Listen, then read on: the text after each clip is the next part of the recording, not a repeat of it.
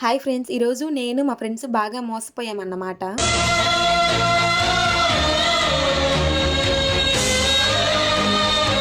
యాక్చువల్‌గా మాకు నిన్నే సెమ్ థియరీ ఎగ్జామ్స్ కంప్లీట్ అయ్యాయి. మా గ్రూప్‌లో ప్రాక్టికల్ ఎగ్జామ్స్ అని మెసేజ్ వచ్చింది. సో, ఇంక ప్రాక్టికల్ ఎగ్జామ్స్ అనేపాటికి మేము కాలేజ్‌కొచ్చాము. తీరా ప్రాక్టికల్ ఎగ్జామ్స్ ఇప్పుడు కాదని చెప్పేశారు. ఇంకా అలా కొద్దిగా వర్క్ ఉంటే అది కంప్లీట్ చేసేసాను.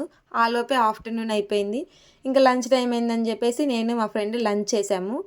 ఇంకా అలా వాన పడుతుందని చెప్పేసి మేము కొద్దిగా వ్యూ ఎంజాయ్ చేస్తూ కూర్చున్నాము. అలా వాన పడుతుంటే. ఇంకా అలా కాసేపు బయట కూర్చొని ఉన్నాము.